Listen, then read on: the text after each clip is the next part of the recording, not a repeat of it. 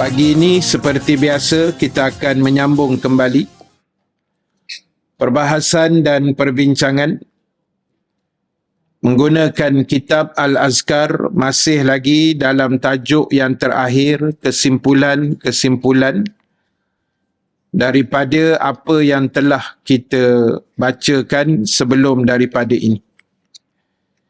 Kita sambung pada hadis yang ke-22.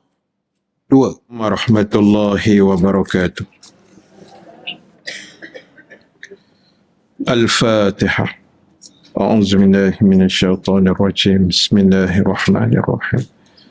Alhamdulillahi rabbil alamin. Ar-Rahmanir Rahim. Maliki yaumiddin. Iyyaka na'budu wa iyyaka nasta'in. Ihdinas siratal mustaqim. صراط الذين أنعمت عليهم غير المغضوب عليهم ولا الضالين. الحمد لله رب العالمين الذي هدانا لهذا الإسلام وما كنا لنهتدي لولا أن هدانا الله. أشهد أن لا إله إلا الله وحده لا شريك له وأشهد أن محمدا عبده ورسوله.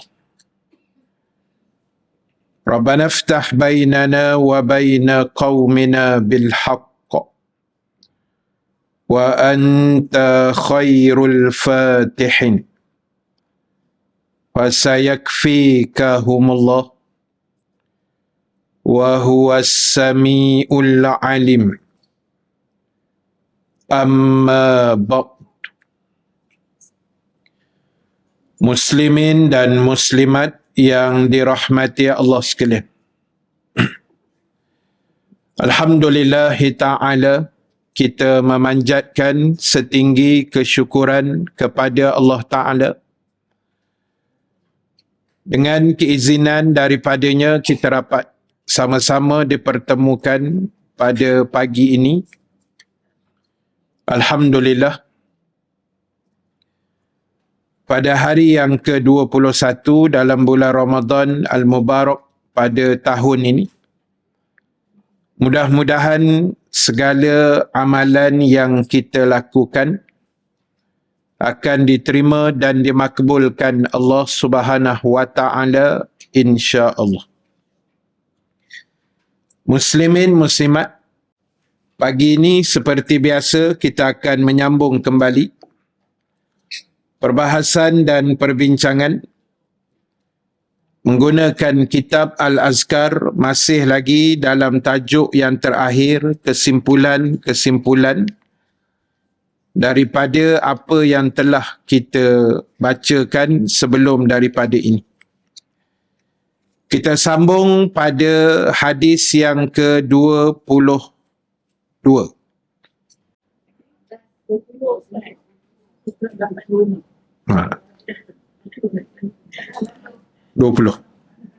Mata saya tertengok sini pula. Hadis ke-20 muka surat 826. 826 kita hijau hadis ke-20. 669. 669. 670. Satu muka je, jangan bergaduh. 669 dan 70. Baik. Hadis yang ke-20. Bismillahirrahmanirrahim. Daripada Abu Hurairah radhiyallahu anhu. Inna rajulan qala lin nabi sallallahu alaihi wasallam awsini. Qala la taghdab. Faraddada mirara qala la taghdab. Yang bermaksud, Sesungguhnya ada seorang lelaki berkata kepada Nabi sallallahu alaihi wasallam, nasihatilah aku ataupun wasiatkan sesuatu kepada aku. Lalu baginda bersabda, kamu janganlah suka marah. Seorang lelaki itu mengulangi permintaannya beberapa kali. Lalu Nabi SAW bersabda, kamu janganlah suka marah. Hadis riwayat Imam Al-Bukhari. Muslimin dan muslimat, pagi ini kita sambung lagi pada hadis yang ke-20. Di mana dalam hadis ini diceritakan oleh Abu Hurairah radhiyallahu anhu, bila mana datang seorang lelaki bertemu dengan Nabi SAW dan dia minta dinasihati ataupun dia minta satu wasiat atau satu pesanan daripada Nabi. Lalu Nabi terus berkata kepadanya, janganlah kamu marah. Lalu sahabat tadi macam tak puas hati, minta diulang balik, minta dinasihati lagi untuk beberapa kalinya. Lalu baginda Nabi SAW menjawab dengan jawapan yang serupa, iaitu kamu janganlah suka marah. Baik. Ada dua situasi dalam hadis ni. Pertama, Nabi SAW biasanya menjawab persoalan dari sahabat berdasarkan individu yang bertanya itu. Sebab itu kadang-kadang soalan yang sama daripada beberapa orang sahabat tetapi jawapan yang berlainan. Jadi satu sudut kita tengok bila sahabat ni tanya berulang kali, Nabi jawab jawapan yang sama. Kamu jangan suka marah. Mungkin jawapan Nabi itu tepat kena pada batang hidung sahabat itulah. Mungkin dia ni jenis pemarah, jenis panah baran dan sebagainya. Jadi bila dia minta satu nasihat dekat Nabi, Nabi tembak terus kat dia. Itu satu sudut. Sebab itu, macam saya sebut tadi, Nabi biasanya menjawab persoalan sahabat berdasarkan individu yang bertanya. Selalunya macam itulah. Contoh, bila ada sahabat tanya, wahai Rasulullah, ayyul a'malu afdal. Wahai Rasulullah, apakah dalam Islam ni amalan yang paling afdal? Yang kalau aku buat, dia jadi amalan yang paling terbaik.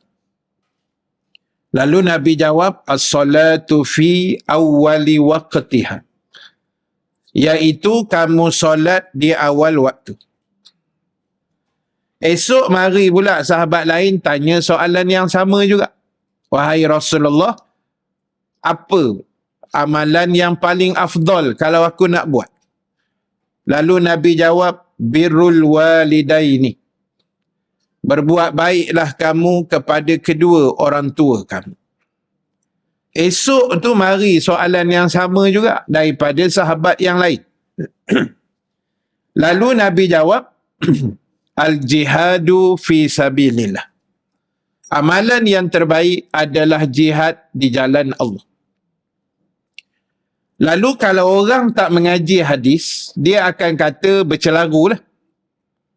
Mana satu amalan yang terbaik ni Ustaz? Sekejap buat baik ibu bapa, sekejap berjihad, sekejap semayang awal waktu. Mana satu yang betul? Jawapan dia tiga-tiga betul. Jangan kita pening kepala pula. Jawapan dia tiga-tiga betul. Sebab jawapan Nabi itu menjawab pada individu yang bertanya. Sebab Nabi kenal individu tu. Yang bertanya tu semayang Zuhur dia 3.45. Contoh. Itu yang Nabi jawab, amalan terbaik solat di awal waktu. Pasal kawan ni rajin, yelah dia suka lewat sikit semayang ni.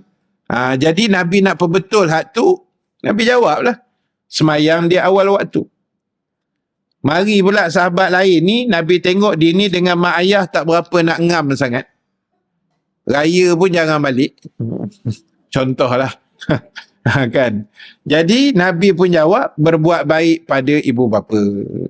Nabi nak ngamkan dengan jiwa yang bertanya. Seorang lagi ni malas berjihad. Perang asyik ponteng, tak pernah nak ikut lah. Orang buat kerja-kerja amal ke apa, jarang join. Nabi jawab gitu. Dia pula pergi tanya, memang cari penyakit lah. Lalu Nabi jawab, berjihad di jalan Allah. Jadi tiga-tiga jawapan tu nampak berbeza lah. Kita pula pening mana satu yang sebenar. Jawapan dia semua tu betul. Buatlah apa pun. Jadi dalam cerita tadi ni, Nabi kata, jangan kamu suka marah. Jadi mungkin jawapan baginda ini tepat pada sahabat yang bertanya. Itu satu sudut. Dan sudut yang kedua, untuk side kita ni lah. Jadi kita ni kena kawal diri kita, bukan tak boleh marah, tapi jangan jadi pemarah. Orang lelaki kalau ada penyakit nama dia panas baran, kena buang. Kena buang penyakit tu. Dia tak ada memberi apa-apa faedah pun. Tak ada. Jadi kena buang penyakit panas baran tu. Jadi bab pemarah ni ataupun suka marah ni, ini perangai tak elok. Itu yang Nabi pesan. Jadi kita dalam apa keadaan sekalipun, ibu-ibu, tuan-tuan yang dirahmati Allah, kena kawal kemarahan kita walaupun benda tu agak sukar dan sangat mencabar. Terutama di bulan Ramadan. Ramadan ni banyak orang naik darah. Banyak orang cepat panas sesuai dengan cuaca panas kat luar tu. Dia sama naik. Jadi kita ni kena kawal. Sebab Nabi kata, bila Nabi tanya sahabat, tahukah kamu siapa yang gagah tu? Orang gagah tu siapa? Kan? Lepas tu sahabat pergi jawab, yang boleh menombangkan musuh di gelanggang. Tu orang kuat lah. Lalu Nabi kata bukan gagah kuat itu bukan yang boleh menombangkan musuh di gelanggang ke apa, tapi kata Nabi allazi yamliku nafsahu indal ghadaba, yang boleh kawal diri ketika marah. Biasanya orang tengah marah ni dia susah nak kawal diri. Paling senang kita nak naik darah marah ni ketika memandu lah. Itu paling besar dia punya ujian kemarahan. Kan? Sebab bukan semua yang bawa kereta tu cerdik belaka. Yang tak berapa cerdik pun boleh tahan juga. Kan? Masuk simpang, signal tak bagi. Kita nak keluar ni, dia datang pada sini. Kan? Kita tunggu tergedek-gedek. Dia ni nak terus ke nak masuk simpang, aku nak keluar ni.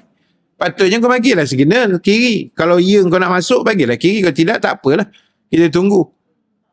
Berjanggut kita tunggu. Sampai panjang janggut ni. Elok je kau nak masuk kiri. Itu yang nak kena sumpah seranah. Orang pahala puasa. Kan? Jadi, itu contoh yang paling senang. Duduk lane paling kanan, bawa 60 km sejam. Siapa ajar pun tak tahu. Kan? Jadi, janganlah kita ni jangan mengundang kemarahan orang. Dan bila kita nak marah ni, cepat-cepat istighfar. Walaupun kadang-kadang kemarahan tu terpaksa dilepaskan juga. Malam-malam akhir ni,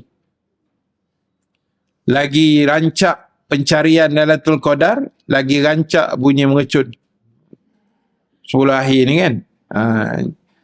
Jadi nak main-main meracun bunga api ni pun kena tengok jiran kiri kanan juga, tuan-tuan ibu-ibu sekalian. Sebab ulama pun bincang benda ni, kalau bunyi berdentum-dentam tu terlampau kuat, menyakiti jiran kita, berdosa.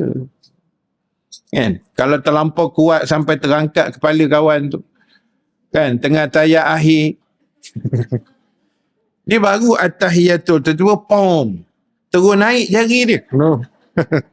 Punya kuatnya, punya meletup tu. Jangan berdosa kita. Nah, jadi Nabi pesan kawal kemarahan. Sebab marah tu fitrah lah. Semua orang ada perasaan tu kan. Cuma tinggi rendah aja. Macam mana gaya kita mengawal kemarahan kita. Pada anak, pada suami, pada isteri, pada jiran, pada kawan, pada ustaz. Ikutlah marah kat ustaz kan. Ceramah lama sangat ni, berjam. Jadi tuan-tuan, ibu-ibu sekalian, orang yang terbaik Nabi sebut dia boleh kawal diri dia. Jadi kita nak marah ni sabar-sabarlah dulu. Nah. Sebab kadang marah tu dia tak, apa dia panggil, dia tidak menghilangkan masalah pun kadang. Menambah masalah lagi ada. Jadi kita kena fikir dulu sebelum kita bertindak. Baik, apa pun kawal diri kita, insya-Allah kita dekatkan diri kita dengan Allah Ta'ala, banyakkan istighfar. Sebab marah ni dia berkait juga dengan kesabaran sebenarnya. Kan? Dia berkait dengan sabar. Sebab bila tak sabar ni dia akan marah. Kan? Contoh kita sembahyang tarawih kan. Sembahyang tarawih ni kok mana pun dia kena sabar. Kita buat 8 pun kena sabar, kita buat 20 pun kena sabar. Imam baca laju pun kita kena sabar, imam baca slow pun kita kena sabar. Dia pusing-pusing tarawih ni semua kena sabar. Kan? Dia tak boleh elak dah. Imam baca sedap pun kena sabar, tak apa sedap pun lagi nak disabarkan. Kan? Macam-macam lah cerita tarawih ni, parkingnya macam-macam. Softnya, banyak yang nak disabarkan. Jadi sebab itulah tuan-tuan, ibu-ibu sekalian, dia berkait dengan kemarahan tadi. Bila tak sabar, dia nak marah aja kan. Jadi kita elak-elaklah benda tu insya-Allah. Baik, hadis 21. Daripada Abu Sa'labah Al-Khassani radhiyallahu anhu. Nabi SAW telah bersabda, Inna Allah azza wa jalla farrada faraida fala tudayyi'uha wa hadda hududan fala ta'taduha wa harrama asya'a fala tantahikuha wa sakata an asya'a rahmatan lakum ghaira nisyan fala tabhasu anha. Baik, hadis Ad-Daraqutni dengan isnad yang baik ataupun hasan. Sesungguhnya Nabi SAW telah bersabda, sesungguhnya Allah Azza wa Jalla telah mewajibkan beberapa kefarduan. Maka janganlah kalian mensia-siakan kewajipan itu. Jadi tuan-tuan, ibu-ibu sekalian, bila kita sebut benda tu sebagai fardu, fardu maknanya wajib. Kalau dalam bahasa Arab disebut farada au kutiba. Macam kita baca ayat puasa kan. Kutiba alaikumusiyam. Kutiba yakni farada. Kutiba maknanya wajib, difardukan. Baik, benda yang Allah fardu pada kita ni sebenarnya tak adalah banyak mana sangat pun. Yang kadang-kadang bagi setengah orang Islam, dia kata susahlah duduk dalam Islam ni Ustaz, macam-macam nak kena buat. Macam-macam nak kena ikut. Sebenarnya tak banyak mana pun tuan-tuan ibu-ibu sekalian. Fardu kalau kita kira lah, contohlah semayang fardu. Semayang yang 5 waktu tu. Puasa Ramadan. Sebulan dalam setahun, bukan hari-hari puasa. Lepas tu zakat fitrah. Setahun sekali. Atau zakat-zakat lain lah, cukup haul nisab setahun sekali. Kemudian haji sekali semua hidup. Lepas tu tutup aurat, itu fardu lah, wajib lah. Kemudian taat suami, tapi tengok arahan suami dulu. Sama gak taat pemimpin, bukan mutlak lah, tengok apa arahan dia. Itu je lebih-lebih kurang yang benda fardu yang kita nak kena settle. Jadi Nabi kata Allah telah memfardukan kamu beberapa perkara. Nabi pun tak sebut banyak. Nabi kata beberapa perkara. Jadi jangan sia-siakan. Contoh puasa. Jangan saja-saja tak puasa tanpa keuzuran. Musafir pun tidak, uzur syar'i pun tidak. Kan? Badan 4 segi tapi tak puasa. Angkat besi bukan main hebat lagi. Kan? Semua benda berat nak diangkatnya. Tapi selimut tak boleh angkat lah. Bangun sahur pun tak mau. Bangkit subuh pun payah. Jadi janganlah gitu. Sebab Allah dah bagi kita nikmat ni sangat banyak, ibu-ibu sekalian. Kita nak balas nikmat Allah ni tak terdaya. Allah sebut dalam Quran pun nak hitung pun tak mampu. Balas lagi lah. Mengira pun tak larat dah. Punya berjuta bilion nikmat Allah Ta'ala hadiah pada kita. Tiba-tiba kefarduan tu kita tak boleh jaga. Benda wajib tau. Kena jaga baik-baik. Kemudian Nabi kata lagi, dia telah menetapkan beberapa had ataupun dipanggil hudud lah. Beberapa balasan, maka jangan kamu langgar batasan. Batasan ni bukan balasan. Beberapa batasan, maka janganlah kalian melanggar batasan itu. Dipanggil dalam agama, dipanggil hukum hudud. Hukum dalam Islam ni dia ada 3 jenis. Satu namanya hudud. Satu namanya kisos. Satu namanya ta'zir. Hudud ni apa? Hudud ni yang Allah punya. Kita tak boleh usik. Tak boleh usik maknanya tak boleh ubah. Tak boleh dimodify. Tak boleh. Wa tilka hududullahi fala ta'taduha. Itulah ketetapan hudud daripada Allah. Jangan kamu melampaui batas. Contoh hukum hudud apa? Contohnya orang yang murtad hendaklah dibunuh. Itu hukum hudud. Pencuri dikerat pergelangan tangannya. Yang cukup syarat sah mencuri apa semualah. Kemudian yang minum arak disebat 80 sebatan. Yang berzina, kalau belum kahwin dia berzina, disebat 100 sebatan. Kalau dah kahwin gatai juga berzina, direjam sampai mati. Itu nama dia hukum hudud. Tak boleh ubah, tak boleh sentuh. Sebab kalau kaedahnya kita kata 100% hudud ni Allah punya, bukan manusia. Yang kedua namanya adalah qisas.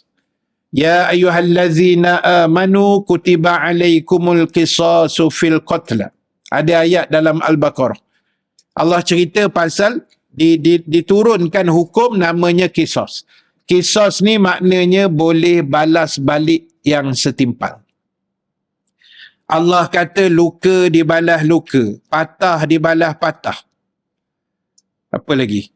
Bunuh dibalas bunuh. Itu qisas. Kan? Cuma qisas ni dia sharing. Dengan Allah pun ada bahagian kat situ, dengan manusia pun ada bahagian. Bahagian Allah apa dia? Allah kata kalau bunuh boleh dibalas bunuh. Katalah A bunuh keluarga kita. Na'udzubillah ni contoh. Bawa mahkamah, sabit kesalahan, betul. Dia bersalah. Maka dari segi hak Allah dekat situ, boleh kita balas bunuh balik. Tapi bukan kita yang bunuh dia. Pemerintah lah yang aturkan hukuman tu. Jadi, itu daripada Allah. Side Allah adalah dia menetapkan balasan itu. Maknanya bunuh, balas bunuh, patah, balas patah, apa-apa je lah. Yang melibatkan ada persamaan dekat situ, boleh dibalas balik. Dan bagi pihak kita pula, bahagian kita, walaupun dia dah sabit kesalahan bunuh, disahkan cukup syarat bukti semua, bagi pihak kita ada hak untuk memaafkan. Itu dia ada share kat situ. Yang hudud tadi kita tak boleh usik pasal Allah punya. Tapi yang qisas ni dia ada sharing kat situ. Sama ada kita nak balas balik pun boleh, atau kita nak memaafkan si pembunuh. Boleh. Tapi dia kena denda lah.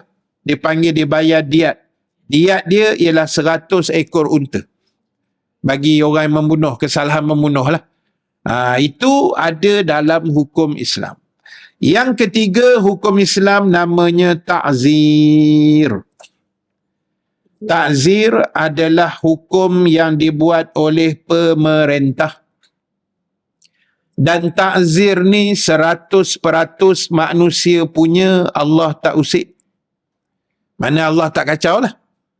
Contoh ta'zir apa? Lampu isyarat. Merah, hijau, kuning.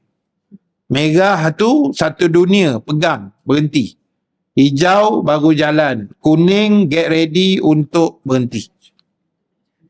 Bukan untuk pecut kita mana mandai pula tukar aturan tu. Jadi ta'zir ni manusia punya. Allah tak usik. Allah kata ya, oren berhenti, tak ada. Ataupun biru jalan, tak ada. Suka tingkau lah, hijau ke, oren, kuning, merah, coklat ke, buatlah. Itu namanya ta'zir. Langgar lampu isyarat 300. Itu nama dia ta'zir. Allah tak kata sebat, tak ada. RM300. Pemerintah kata double line potong 300. Tak pakai tali pinggang 300. Contohlah, saya pun tak ingat berapa. Masuk lorong emergency lane bukan pada waktu yang dibenarkan 300. Semua main 300 je lah. Kan? Semua tu dia panggil ta'zir. Kan? Jadi ini 3 hukum ni berlega dalam Islam sebenarnya. Kita jangan kata, Islam ni susah, hudud je, curi je, kerat tangan. Itu je kerja. Berlambak lagi hukum Islam ada. Jadi sebab itulah tuan-tuan, ibu-ibu sekalian, pentingnya pada kita ni untuk mengaji, biar kita reti. Jadi ingat, Nabi kata Allah dah tetapkan beberapa had, batasan, jangan kamu langgar sempadan itu. Dan Allah telah diharamkan beberapa perkara dalam bentuk larangan, kata Nabi. Maka janganlah kalian merosakkan dengan melanggarnya. Jadi apa juga larangan Allah Ta'ala yang dia tak bagi ni, janganlah dia buat. Walaupun perangai manusia ni lagi tak bagi, lagi dia suka buat. Orang Arab menyebut dalam pepatah mereka, An-nasu harisun ala ma muni'a. Manusia ni dia suka buat apa yang orang tak bagi buat. Itu dia suka. Kan? Orang kata jangan membazir ketika berbuka. Lagi banyak dia beli. Kan? Sebenarnya saya dah sebut dah banyak kali. Ni dah 21 hari dah kita puasa kan. Satu dah cukup dah. Jumpa nasi Arab kambing contoh dah. Cukup dah sebenarnya. Cukup. Lebih lagi. Tak habis pun. Tapi tak lengkap Ustaz. Dia nak ada lengkap apa benda pun tak tahu. Jalan sikit tepung pelita. Ni baru cukup syarat. Lepas tu ke depan sikit. Apa ke nama dah? Mutabak. Kan? Tu semua cari pasal semua tu. Mutabak, roti john, tepung pelita, cobadak, berendam. Tu semua tu cari pasal belaka tu. Tak. Alasan dia tak apa Ustaz, nanti balik Mori kita nak makan. Kok iya kau balik Mori kau telan? Tak adanya. Kan? Balik Mori dah kuyu mata nak syahid fisabilillah. Lepas tu tidur. Kita makan sahur badak berendam tu Ustaz. Badak pun dah keras ada dalam tu. Apa yang nak disahurkan? Kan? Masuk plastik hitam. Petang kan buat perangai hodoh tu lagi. You know? Jadi kita jangan buat gitu. Benda tu Allah tak bagi. Paling banyak pekerja lori sampah overtime bulan Ramadan. Kutip sampah bukan main banyak sekali. Hasil Ramadan kita yang tak entu arah ni. Jadi kena kawal lah. 10 akhir ni kita hejah-hejah lah sikit bagi elok. InsyaAllah. Baik. Dan dia berdiam diri. Dari menentukan suatu ketetapan dari beberapa macam lainnya sebagai menentukan suatu ketetapan, dan beberapa macam lainnya itu adalah sebagai rahmat bagi kalian. Sesuatu yang disebabkan lupa, maka janganlah dipersoalkan lagi permasalahan itu. Contoh dia gini. Bila Nabi SAW membacakan ayat Allah Ta'ala sebut tentang kefarduan haji. Kan? Turun ayat, wa atimul hajja wal umrata lillah. Telah difardukan haji dan disunatkan umrah ke atas kamu kerana Allah. Allah kata sempurnakanlah haji dan umrah itu kerana Allah. Lalu sahabat tanya Nabi. Dan Nabi kata haji ni hukumnya adalah wajib. Fardulah sekali seumur hidup. Man istata'a ilaihi sabila. Walillahi 'alan nasi hijjul bait man istata'a ilaihi sabila. Bagi mereka yang mampu, kata Allah dalam Quran. Lalu bila Nabi kata haji itu hukumnya wajib, lalu apa jadi? Sahabat tanya, wahai Rasulullah, wajib tu tiap-tiap tahun ke? Sahabat pun cari pasal kan? Dia bukan cari pasal lah. Sahabat ni ingin kepastian. Jadi Nabi diam. Sahabat ulang balik, tiap-tiap tahun ke? Nabi diam je. Sahabat tanya sekali lagi, kali ketiga tak? Wahai Rasulullah, haji yang kau cakap wajib tadi tiap-tiap tahun ke kena buat? Nabi diam.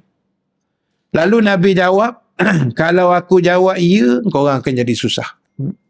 Tu yang Nabi diam tu. Dan diam Nabi itu rahmat bagi kita. Diam kita,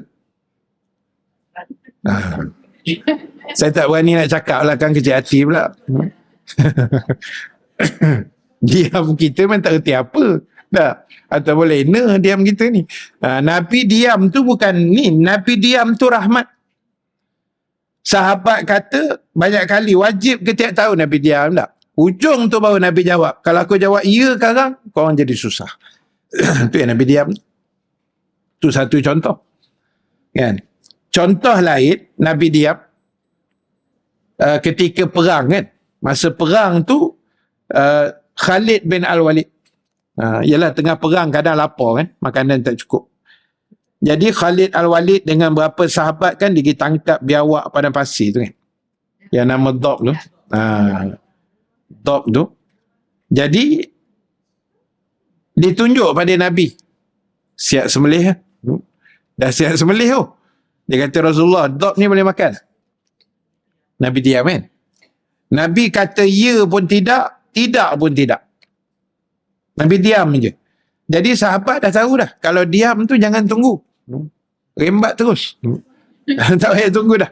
Diam tu mana on. Jalan je. Jangan tanya banyak. Kan tanya-tanya banyak kan nanti panjang cerita dia. Jadi maknanya Dob tu Nabi tak makan. Tapi Nabi tak larang sahabat makan. Dia macam Dob ni dia biawak pada pasir tau. Tahu kan? Boleh google lah. Dia tak sama macam biawak tepi sungai tu. Tu tak boleh makan kan tu. Kan? Ada yang viral baru ni, bapak besar masuk kat dapur tu kan. Besar ke dapur. Besar gila biawak dia. Saya ingat kat luar, rupanya kat Malaysia tu. Tengok bahasa-bahasa tu macam bahasa orang kita je. Jadi, yang boleh makannya Dob. Itulah padang pasir tu kan, dia duduk dalam lubang dalam pasir. Dia pun unik lah, binatang tu unik ibu-ibu sekalian. Dia banyak jadi perubatan lah. Jadi kalau kita sembelih hari ni, 2 hari baru dia meninggal. Dia bukan terus mati tau, 2 hari baru dia mati. Lihat. Dia degil. Orang degil macam tu, lambat mati. Ya, baik-baik mati cepat. Kalau ibu-ibu rasa baik, insya-Allah tak lama tu. Kan? Jadi ibu-ibu sekalian, apa tadi? Dob tadi lah. Jadi itu contoh Nabi diam juga. Maknanya jadi rahmat, mana bolehlah makan kalau nak makan. Tapi dia tidak toyib lah, dia bukan halalan toyibah lah. Kan? Dia mungkin ada faedah-faedah tertentu untuk jenis-jenis yang tertentu lah. Baik, itu hadis yang Nabi sebut, hadis yang ke-21. Baik, kita sambung lagi. Ini panjang sikit hadisnya. Hadis yang ke-22. Daripada Muaz bin Jabal radhiyallahu anhu, ia berkata, Qultu ya Rasulullah, akhbirni bi'amalin yudakhilunil jannah wa yuba'iduni minan nar. Qala laqad sa'alta an azim wa innahu la yasirun ala man yassarahu Allah ta'ala alaih. Ta'budullaha wa la tusyriku bihi syai'a wa tuqimus salata wa tu'tiz zakata wa tasumu ramadan wa tahujjul bait. Thumma qala ala adulluka ala abwabil khair. As-sawmu junnatun was-sadaqatu tutfi'ul khati'ah kama yutfi'ul ma' 'alan nar kama yutfi'ul ma'un nar. Wa salatu rajuli fi jawfil lail thumma tala tatajafa junubuhum 'anil madaji' hatta balaghal ayah ya'malun. Thumma qala ala ukhbiruka bi ra'sil amri wa umudihi wa zirwati sanamih. Qultu bala ya Rasulullah. Qala ra'sul amril islam wa amuduhu salah wa zirwatu sanabihil jihad. Thumma qala ala akhbiruka bimalaki dhalika kullih. Qultu bala ya Rasulullah. Fa akhadha bilisani qala kuffa alayka haza. Fakultu ya Nabi Allah, wa inna la mu'akhazuna bima natakallamu bih. Faqala thakilatska ummuk. Wa hal yakubbun nasa finnar ala wujuhihim aw ala manakhirihim illa hasaidu alsinatihim. Hadis hasan lagi sahih riwayat Imam At-Tirmizi. Daripada Muaz bin Jabal radhiyallahu anhu, ia berkata, wahai Rasulullah, ajarilah aku tentang amalan yang membuatkan aku boleh masuk ke dalam syurga dan boleh jauh daripada api neraka. Baik, tuan-tuan, ibu-ibu sekalian, satu hari Muaz bin Jabal dia jumpa Nabi dan dia tanya, ini untungnya para sahabat, kan? Untungnya sahabat-sahabat Nabi ni dia boleh direct bertanya kepada baginda bila-bila masa. Jadi yang ditanya oleh Muaz ni bagus juga untuk pengajaran ataupun menjadi garis panduan kepada kita semua. Dia tanya, apa amalan yang kalau aku buat, aku boleh masuk syurga dan boleh jauh terhindar daripada api neraka. Lalu Nabi jawab, sesungguhnya kamu, wahai Muaz, telah bertanya satu soalan yang besar. Satu benda yang sangat besar. Sebab dia besar tu kerana melibatkan syurga neraka. Lalu kata Nabi, walaupun soalan itu besar, tetapi sesungguhnya ia boleh menjadi mudah atas orang yang dimudahkan Allah. Benda tu boleh jadi mudah, kata Nabi, kalau Allah mudahkan orang tu. Jadi sebab itulah saya sebut dah banyak kali, ustaz lain pun pesan benda yang sama, ustazah lain pun pesan juga. Hari-hari kita doa minta pada Allah Subhanahu Wa Ta'ala supaya Allah Ta'ala memudahkan segala urusan kita. Kan? Hari-hari minta. Keluar rumah minta, ya Allah mudahlah segala urusan aku sepanjang hari ni ya Allah. Hari-hari minta. Kan? Sebab bukan semua benda kita nak buat tu dia jadi mudah. Kita nak puasa bagi setengah orang mungkin mudah. Bagi setengah orang lain susah.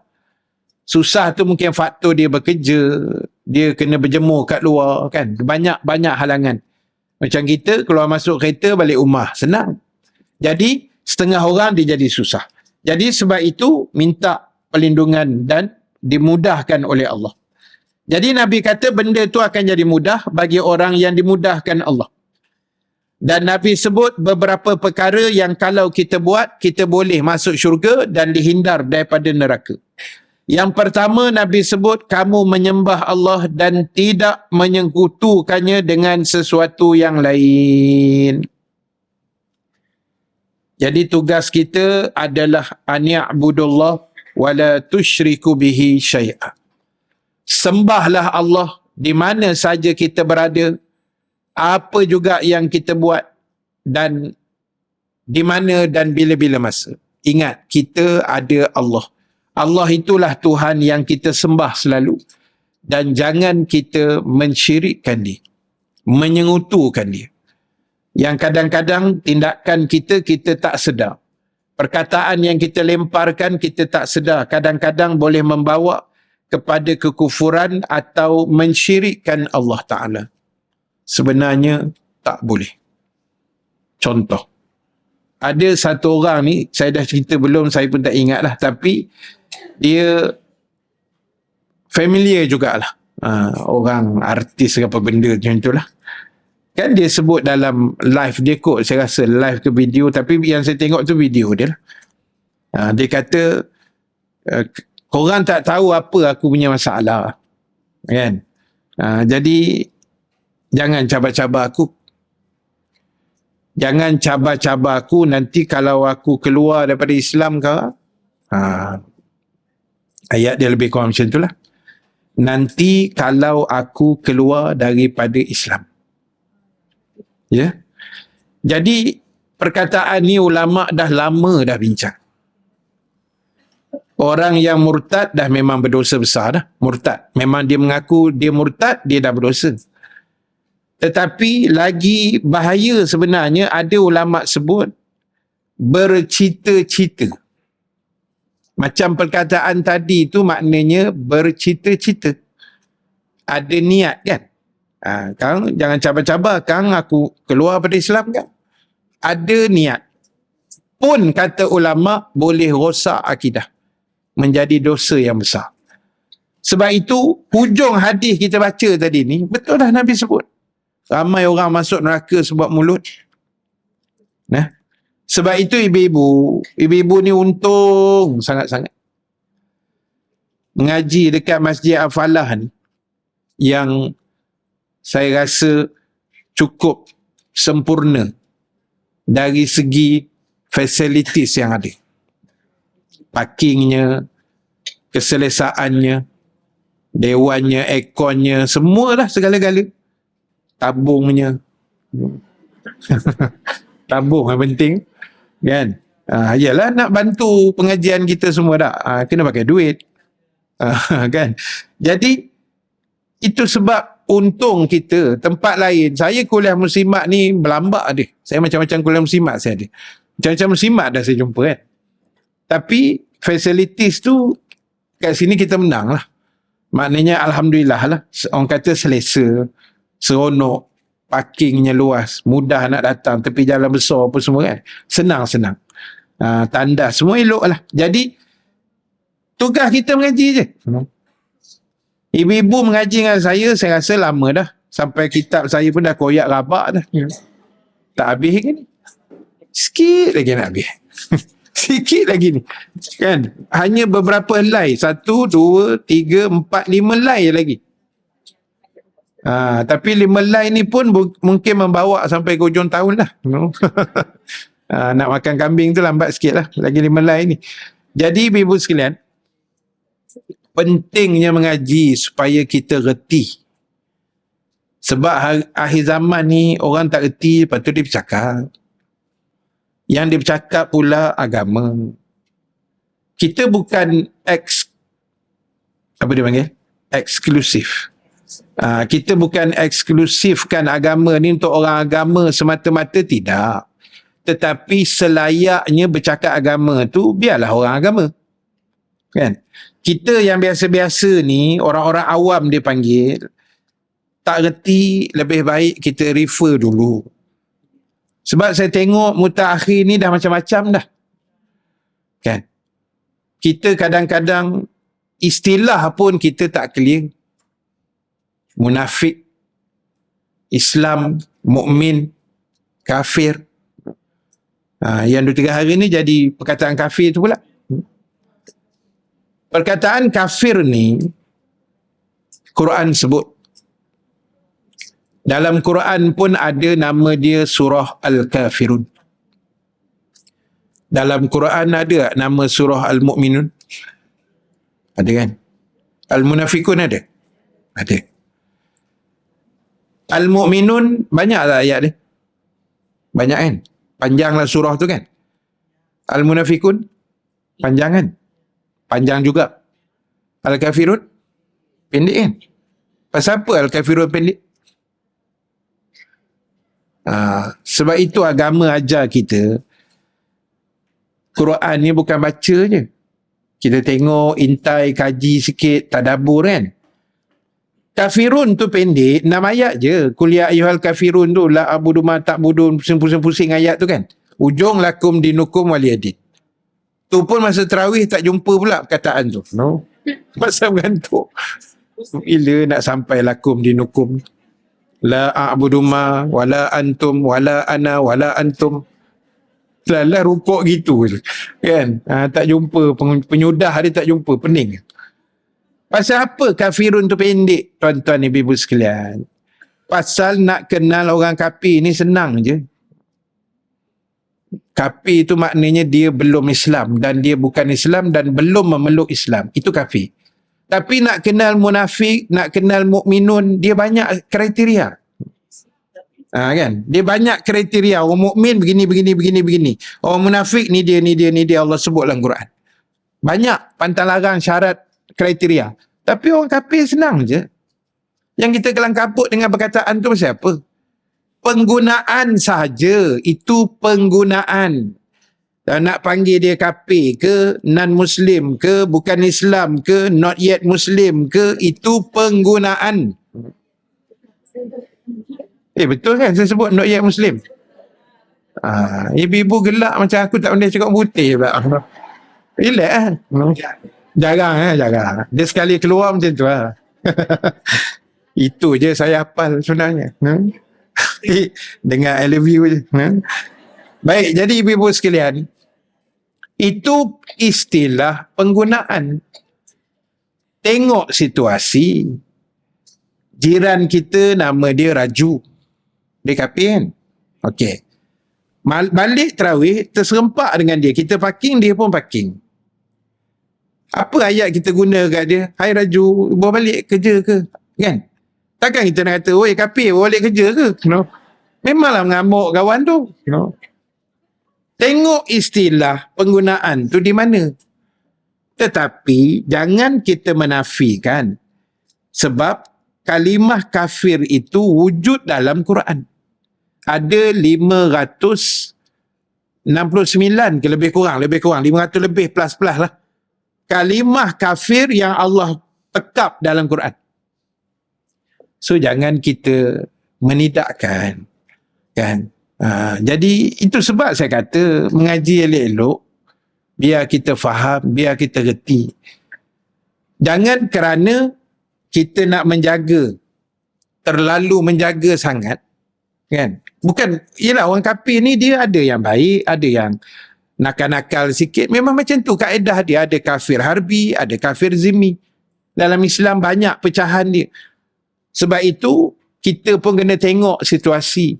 Pada benda-benda yang melibatkan akidah, itu tidak boleh kompromi.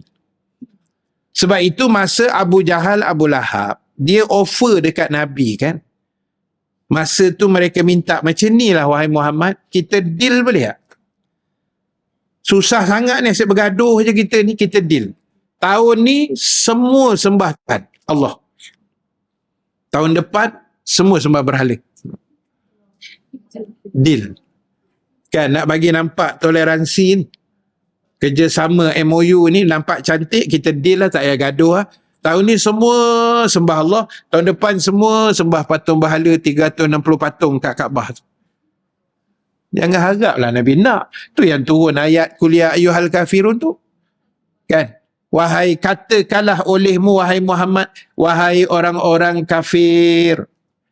La a'budu ma ta'budun. Aku takkan sembah apa yang kau sembah.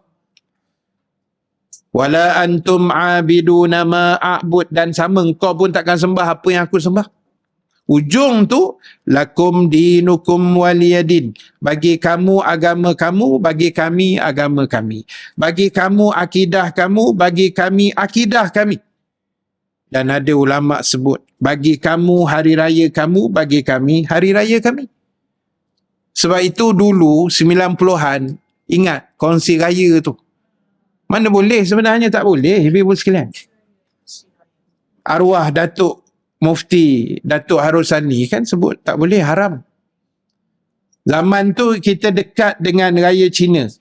Dekat lah, tarikh tu tak jauh kan. Kongsi raya. Sekali tu dekat dengan mereka Bali. Mereka raya. No? Kepala abah dia macam tu. Mana boleh tuan-tuan. Ini akidah. Sebab raya kita ibadah. Hari raya kita ibadah. Berdasarkan hadis Nabi SAW, zayyinu a'yadakum bitakbiri wa tahmid. Itu hadis. Nabi kata hiasilah hari raya kamu dengan kamu banyak bertakbir. Bertakbir ni apa? Membesarkan Allah. Dan bertahmid, memuji-muji Allah yang memberikan hari kemenangan kepada kita pada malam Syawal tu. Tiba-tiba nak kongsi dengan orang yang sembah berhala. Mana boleh? Benda ni ulama' dah sebut, kita tak mau dengar kan. Sebab itulah ibu-ibu sekalian, tahniahlah kita mengajilah bagi elok. Mengajilah sampai mati senang. Kan? Sebab apa? Itulah tugas kita. Selama tak ada ilmu, kita takkan faham punya. Kan? Susah kita nak faham. Jadi bila ada ilmu, insya-Allah senang kerja kita. Baik, sambung balik. Kan tak sempat habis. Kemudian lagi, kamu mendirikan solat. Kan? Nak masuk syurga, kena semayang. Ada orang puasa, tapi tak semayang pula lah. Puasa tapi tak tutup aurat. Macam-macam ada kat Malaysia ni. Baik, kemudian kamu keluarkan zakat. Tak kira lah zakat fitrah ke, zakat harta ke, zakat perniagaan, apa benda sekalipun, kita keluarkan lah. Cukup haul nisab ni. Itu kewajipan. Kemudian kata Nabi, kamu kerjakan puasa di bulan Ramadan. Kita berpuasa macam mana kita sedang buat hari ni lah. Kita ada lagi 9 hari, 8 hari lagi. Kita tengok anak bulan, 9 hari bulan. 9 April. 9 April kan? 29 Ramadan. Kalau tengok takwim tu, esok tu lah rayanya. Kalau tengok takwim yang telah dicerap apa semua. Tapi tak apalah, kita tunggu je lah. Tapi kalau 29 hari pun nak buat macam mana? Kan? Dah itu rezeki kita, 29 hari je tahun ni. Kalau 30, Alhamdulillah tak? Baik. Jadi, puasa Ramadan kena puasa. Dan kamu kerjakan ibadah haji ke Baitullah. Itu juga menjadi kewajipan dengan syarat yang tertentulah, mampu dan sebagainya. Kemudian Nabi menyambung. Yang tadi itu kebanyakannya adalah kita panggil sebagai rukun Islam lah. Yang 5 tu. Baik, kemudian Nabi menyambung sabdanya. Ni semua cerita yang Nabi sebut ni, semua jalan-jalan nak masuk syurga ni. Jalan-jalan nak jauh daripada api neraka. Kemudian Nabi sebut, mahukah kepadamu aku tunjukkan pintu kebaikan? Sebagaimana berikut. Yang pertama Nabi kata puasa itu adalah perisai. Puasa ni sebenarnya perisai. Penghalang kita daripada nak buat benda tak elok. Sebab itu ramai orang bulan Ramadan, Alhamdulillah, dia bertukar jadi baik sekejap. Sekejap. Kan? Dia akan rajin datang masjid. Alhamdulillah. Rajin datang surau. Setakat saya pergi malam tadi, masih ramai lagi lah. Saya pergi malam tadi, surau Tasik Puteri Rawang, penuh lagi. Sampai keluar, masih. Kan? Lepas tu ada pula Mori aiskrim. Dengan ustaz-ustaz sekali jadi budak-budak semalam. Kan? Aiskrim. Lain macam sikit. Dia aiskrim tu yang jenis kon tu lah. Kon kan? Saya tanya, JK memang permanent ke? Dia kata, tak ada Ustaz. Mesin ni dia mobile lah, boleh bawa merata-rata. Jadi diorang pindah-pindah sekejap sini, sekejap masjid. Mana ada sponsor diorang bawa. Katalah surau tu sponsor, ada orang nak derma, dia sponsor aiskrim. Semalam tadi ada. Mi kari. Ya Mori. Ramai makan ke? Ramai apa maksudnya? Ramai makan? Ramai juga? 8. Dia tak pasal. Saya yang 8. Memang maintain lah. Jangan tanya lebih sangat. Jadi, sebab surau tu pun buat 8. Jadi, saya tak melarikan diri lah. Kan? Saya selamat lah. Saya lega lah kat situ. Sebab kebanyakan surau yang saya pergi malam-malam ni, kebanyakannya 8. Jadi Alhamdulillah, saya sangat bersyukur lah benda tu. Kan? Saya tak terjebak dengan 20 ni kan. Jadi tak apalah ibu-ibu, saya selut lah buat 20 kan. Alhamdulillah, saya memang tabik orang buat 20 ni. Sungguh saya cakap kan. Jadi cuma dalam 21 hari dah saya pergi ni, saya hanya kena, saya rasa 2-3 tempat je kot yang buat 20. Yang saya menghilang sekelip mata lah selepas tu. Kan, hilang-hilang dah 8 tu saya dah hilang. Dari yang lain semua 8. Malam ni pun 8, malam besok pun 8. Banyak tempat 8 lah. Saya syukur lah jadual saya macam tu. Kan? Jadi tuan-tuan, jadi cerita dia, kebaikan dalam Ramadan ni dia akan tersebar luas. Ramai orang baca Quran, ramai orang semayang, ramai orang puasa tak? Ramai orang rajin sedekah, rajin iktikaf, rajin semualah, segala macam. Sebab itu Nabi kata puasa tu perisai. Jadi orang nak buat jahat bulan Ramadan ni pun berfikir-fikir juga kan. Aku ni puasa ni. Kan? Jadi dia nak cakap benda tak elok ke apa benda, dia akan memikirlah. Sebab itu dia jadi perisai. Dan sedekah itu kata Nabi menghilangkan kesalahan atau memadamkan kesalahan. Seperti mana air yang memadamkan api. Jadi sedekah yang kita bagi ni, infak jariah ni, ibu sekalian, tuan-tuan yang dirahmati Allah, dia menjadi pemadam dosa dan kesalahan kita. Jadi saya ingatkan diri saya dan kita semua, tolong sangat-sangat 10 hari akhir ni kita lipat gandakan sedekah jariah kita. Bukan itu saja. Sebab saya cerita sedekah tu sebab itu benda yang paling senang dan paling pantas kita boleh buat. Benda lain dia mencabar sikit lah. Kalau nak suruh banyakkan baca Quran, dia agak mencabar sikit. Kan? Nak suruh banyakkan bangun malam, dia mencabar juga. Tapi kalau boleh buat, Alhamdulillah kan. Cuma maksud saya, 10 akhir ni jangan tinggal sedekah. Kalau boleh gandakanlah. Kan? Macam malam tadi saya sebut dekat surau tu, kan saya buat kutipan untuk kebajikan dengan Ustaz Farhan punya tahfiz kan. Jadi saya kata kat jemaah, saya kata di belakang tu saya ada tabung. Saya kata tabung tu tabung kebajikan dengan tahfiz semua bla bla bla lah. Dan saya ingatkan jemaah, saya kata malam ni malam 21. Manalah tahu, saya kata. Malam ni Lailatul Qadar. Jadi kalau ibu-ibu bagi, kalau tak bagi, saya kata rugilah. Ini bukan saya ugut, saya kata. No? Ini bukan ugut, ini ingatan saja. Kan? Tapi sebenarnya ugut kat tu. Kan?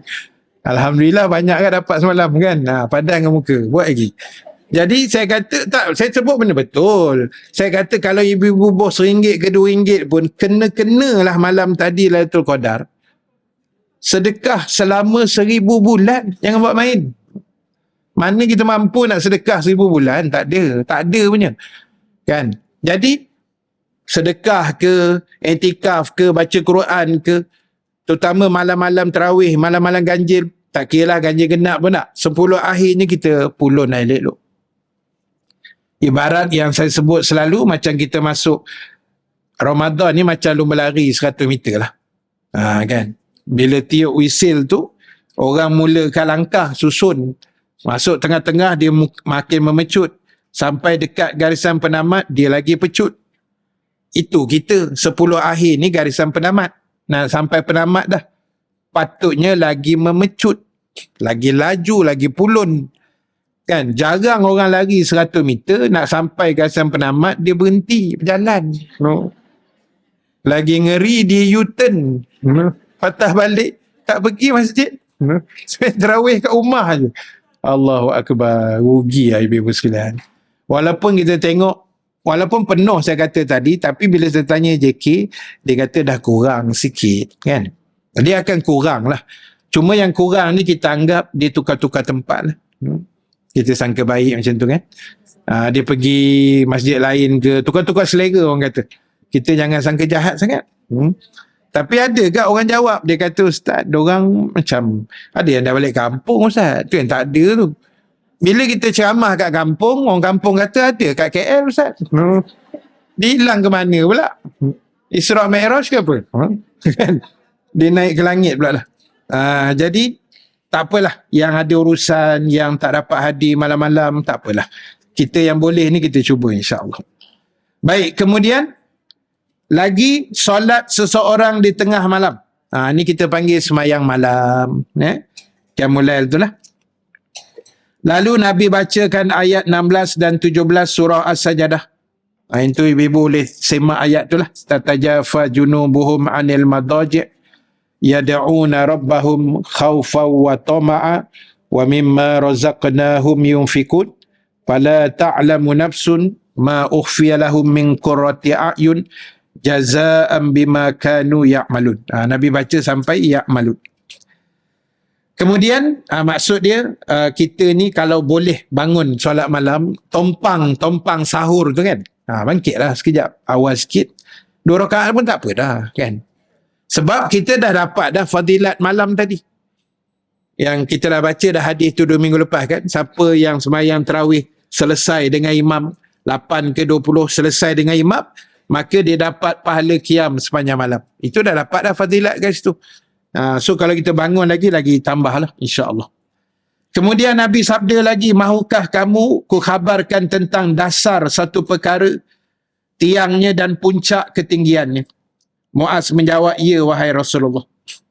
Lalu Nabi bersabda, dasar bagi perkara itu adalah Islam. Maksud dia, apa-apa hal Nabi nak beritahu balik pada Islam. Apa saja masalah, apa saja kerumitan, apa saja isu, Nabi kata Rasul Islam, balik pada Islam. Kan Rasul kepala bagi agama ni adalah Islam. Apa juga permasalahannya, baliklah pada Islam. Kemudian Nabi kata tiangnya adalah solat. Tiang bagi agama ni adalah solat. Itu orang tak semayang ni sebenarnya kita kesian juga kan. Tapi yalah, kita boleh bercakap lah sikit-sikit, tapi dia tak membuat juga, apa yang kita boleh buat? Kita doakan je lah kan, bagi dia dapat petunjuk hidayah. Sebab kalau tak semayang ni cerita dia runtuh agama. Tak ada apa dah, nilai hidup dia tak ada. Sebab agama tu dia tak jaga dengan baik. Dan kemuncak ketinggian agama itu adalah jihad. Jihad ni bukanlah berperang semata-mata. Tetapi kita buat sesuatu dengan penuh kesungguhan, itu agama panggil jihad. InsyaAllah. Lalu Nabi melanjutkan lagi, mahukah kamu ku beritahu tentang tiang kesemua itu? Tiang kesemuanya itu, Muaz menjawab, ya wahai Rasulullah. Lalu Nabi jawab, kesemuanya itu, maka Nabi memegang lidahnya seraya berkata, peliharalah ini atas diri kamu. Nabi kata, jaga lidah. Nabi kata, jaga lidah.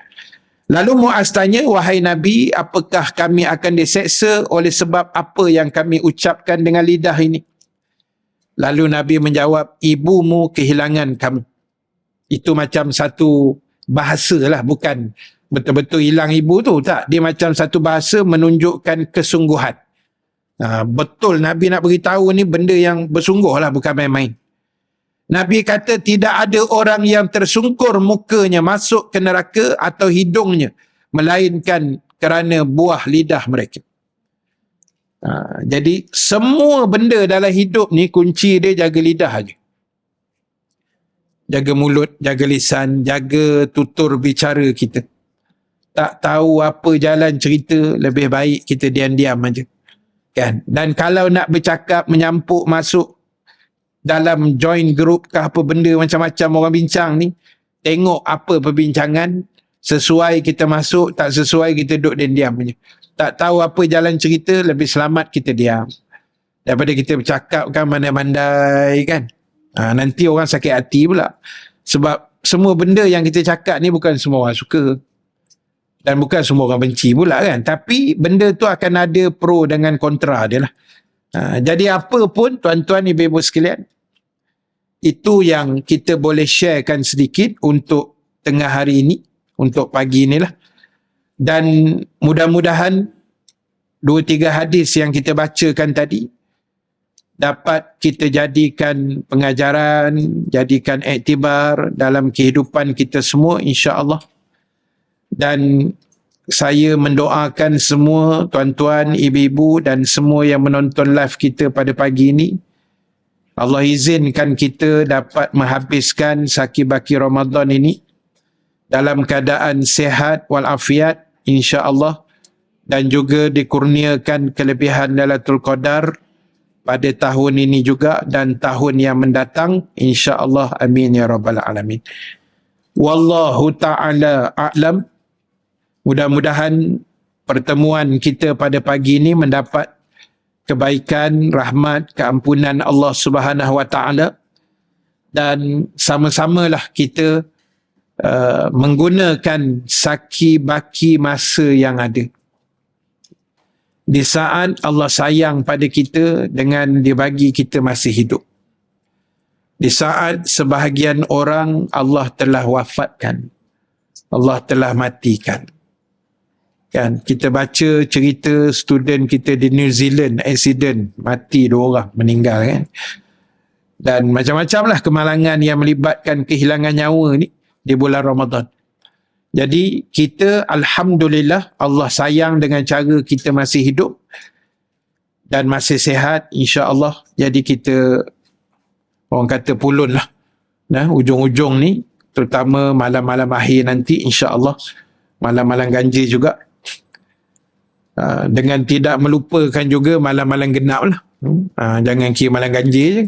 Malam genap terbungkang tidur. Malam genap ke ganjil kita balun je semua. InsyaAllah. Mudah-mudahan ada kelebihan yang kita dapat. Sehingga ulama' kata sepaling-paling tidaklah untuk kita mendapat tempias Lailatul Qadar itu, kita solat berjemaah Isyak dan Subuh. Sebab Lailatul Qadar tu tempoh dia panjang. Dia bermula selepas maghrib dan berakhir semasa subuh. Matahari terbit tu kan. Matahari dah terbit pukul 7 lebih tu, dia malaikat naik. Malaikat mula turun beransur-ansur ni mula maghrib, kata ulama. Dia bawa rahmat, cari siapa yang beribadah malam tu kan, yang buat amalan begitu begini yang baik, semualah malaikat akan catat semua tu sampailah ke muncaknya menjelang subuh tu lah. Jadi ulama' bincang, kalaulah kita dapat menjaga subuh dan isyak berjemaah sekali tarawih semua tu lah, insya-Allah kita dapat Lailatul Qadar. Sebenarnya peluang nak dapat tu cerah. Orang kata istilah cari-cari Lailatul Qadar ni, cari ni bukan macam cari benda hilang. Kan, bukan cari dalam hutan tunggu pokok sujud, tak ada. Itu riwayat yang lemah dipanggil. Air beku kan, tanda malam tu air beku. Cuba buka peti ais. Tiap malam lah tu Qadar kan, tiap malam dia beku lah tu. Jadi itu riwayat yang lemah lah. Mungkin Allah tunjuk pada setengah orang kan, dia tengok air sungai beku ke apa, mungkin tak mustahil benda tu. Tapi bagi kita orang awam ni, kita ambil yang ulama' dah sebut lah. InsyaAllah. Jadi apa pun di 10 akhir ni banyakkan doa, Allahumma innaka afuun karim, tuhibbul afwa fa'fu anna. Ya Allah, engkau lah Tuhan yang maha mulia, afuun yang maha pengampun, lagi maha karim, maha mulia, ampunkanlah dosa kami ya Allah. 10 akhir ni ceritanya doa kita lebihkan pada pengampunan dosa. Kan? Sebab kita tak nak masuk golongan yang dicelakakan oleh Jibril. Ketika Nabi naik mimbar tu kan. Yang Nabi naik tangga 1 amin, tangga 2 amin, tangga 3 amin. Mimbar Nabi anak tangga dia 3 je. Mimbar kita 35. Pusing untuk imam sampai atas pening macam tu bah. Kan? Jadi Nabi naik amin amin amin, sahabat pun tanya, kenapa yang kau amin amin atas tangga tadi? Salah satu Nabi jawab, Jibril datang, dia bacakan satu doa kat aku, dia beritahulah. Jibril kata, wahai Muhammad, celakalah umat kamu yang dapat mengecapi Ramadan, tapi bila dia keluar daripada Ramadan, Allah tak ampunkan dosa dia. Nabi pun jawab amin. Kan? Jadi kita harap insya-Allah kita masuk dalam list senarai pengampunan dosa oleh Allah Ta'ala kepada kita semua dan ibu bapa kita, mertua kita semualah, adik-beradik, sanak saudara kita, jiran tetangga dan sahabat handai kita, insya-Allah. Amin ya rabbal alamin. Wallahu ta'ala a'lam. Saya mengucapkan selamat menghabiskan saki-baki Ramadan dengan lebih cemerlang lagi, insya-Allah, dan sekaligus selamat menyambut Aidul Fitri Al-Mubarak. Mudah-mudahan Allah terima segala amal baik kita sepanjang Ramadan, insya-Allah. Amin ya rabbal alamin. Terima kasih pada semua dan kita jumpa lagi selepas Aidil Fitri nanti. Kita update lah jadualnya kemudian, insya-Allah. Dan